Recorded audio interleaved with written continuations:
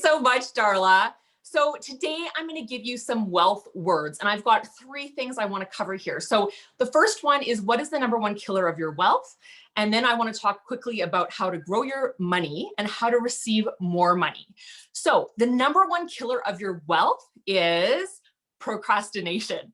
And it's when you hum and haw over all your decisions that you make, and you're not making quick decisions, and you're sitting around debating for days whether or not to do it, or to invest in this, or to buy this property, or to hire this person, or buy whatever software or tech program you need for your business. You just need to go for it. You just need to do it. You need to build the skill of making super quick decisions, and it will benefit you and your money dramatically. You have to learn how to tune into that gut and really trust your gut when you're making decisions. So that's kind of the first thing there. And the thing with successful people is that they make decisions really fast. So one of the things too that you get from making quick decisions is that you learn how to stand in your power, and you really get to take control of your life. So this is one of the skills that I really encourage like all my clients to work on, is just making quick decisions, because most of the decisions you make, you can fix them later and change them later. So it's usually not like life-threatening, right? And if it is, that might be another story. But as far as our regular day-to-day business decisions around money, just go ahead and make them. There are no mistakes in money.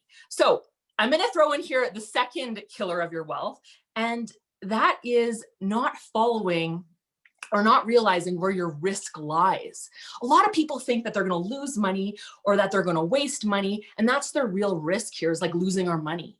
But the real risk, honestly, is lying within not having a proper risk management plan. So money always has lessons for you. There's always lessons with your money. So everything you buy, you're voting with your money.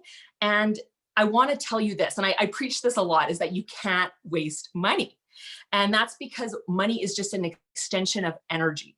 So if you're making a bunch of bad purchasing decisions and you're spending money out of control, and you're going to the mall and you're buying like 100 pairs of shoes, like someone I know, probably myself, there's probably a deeper issue going on energetically with you financially. And what's happening is it's manifesting itself out into your shopping spree, okay? So you can't waste money. The real risk of money, as I've said, is not losing money in the stock market. The other thing I want to point out just quickly on this topic is that if you haven't lost money, if you haven't lost your shirt, and you haven't invested in a company that's gone belly up, whether that's privately or publicly, like a publicly traded stock, you haven't actually been investing. Because like, what's the statistic? What, 80% of companies fail in the first 5 years? I forget the statistic exactly, but it's something like that. So that means a lot of companies are failing, and there's a lot of capital, that is kind of disappearing, so to speak, right?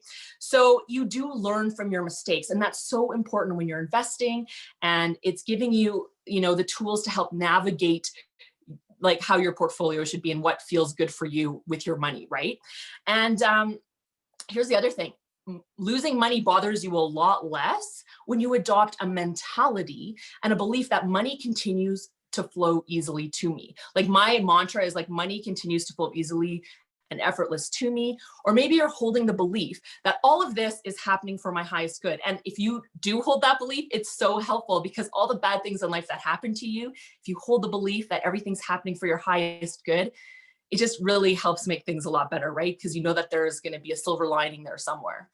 And holding on to the belief that you will always be able to earn more money and make more money. So those are so important. Okay, so the other issue with, so that's just basically talking about losing money and wasting money aren't your killers to wealth. Like I was saying, the real killer to wealth is your risk management and not having a risk management plan. That means when COVID strikes, like it does right now, that people are dealing with things like illness, not being able to work, being laid off, or if you get a disability, or if you die prematurely, what impact does that have on your family? And these are all the things that contribute to killing your wealth, you guys. This is the biggest thing. Do you have disability? Do you have critical illness? Do you have a solid risk management plan with a solid 6 month month's cash on hand, either in a high interest savings account or actual physical cash? Like, do you have these things in place to be able to help you through these times? So that is what a risk management plan is. And what you need to do is you need to go get one. And you're going to say, how do I get a risk management plan and who guides me through this? You need to find a holistic, independent financial planner. So holistic just means that they look at your entire financial picture, and independent means that they represent all the different banks and institutions and that kind of a thing. So that is where you will, that's what you need to go is find one of those holistic, independent financial planners. Okay. So the second thing here that I want to talk to today about is how to grow your money. So very simply, I want you to plant little money seeds. I want you to set up an auto transfer from your main checking account into a high interest savings account. And I have specific financial goals, like say you want to go on a trip, which I know no one's traveling right now, but like as an example, you could put like, I do sometimes $11 a week to different financial goals that I have. So I'll have like $11 going to one goal. I'll have like $11 every week just come out of my bank account on a Wednesday. So you can set up those auto bank transfers into a high interest savings account. And I can't stress that enough. If you look around and shop around in Canada, you can find some great ones. So that is what I say as far as that and how to grow your money, but you really have to get crystal clear on your financial goals. So the third thing that I want to say is how to receive more money. So how do we do this?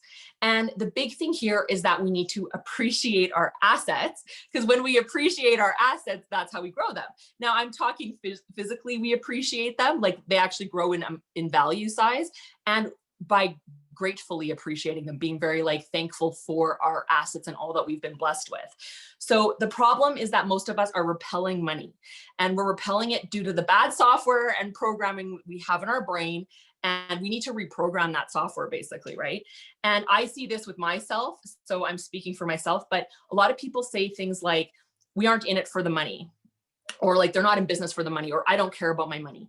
And the problem with that is that now we're not caring about our money, and money doesn't like to be rejected like that. So, so you can't have both. You can't say that you don't care about money in one breath and in the next breath say that you're in business and you're trying to make money, because everyone is in business to make money. So let's like own that, because here's the thing, it's not by, I know people have like well-meaning intentions with that, but what's happening is that you are allowed to love money and you're allowed to love people. You're allowed to have both, right?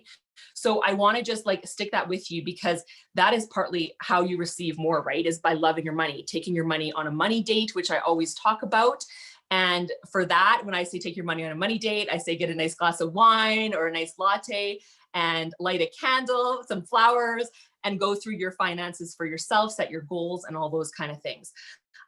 Because as Tony Robbins says, where attention goes, energy flows. So we want energy to flow into our money, because after all, money is just our energy and what we're projecting out into the world. And what's happening in our brains is essentially what's happening out in our reality with our money situation. So yeah, that's the biggest problem that I have. So that's what I want to share with you today. And that's basically the best advice I can give you on money. So I hope you enjoyed that.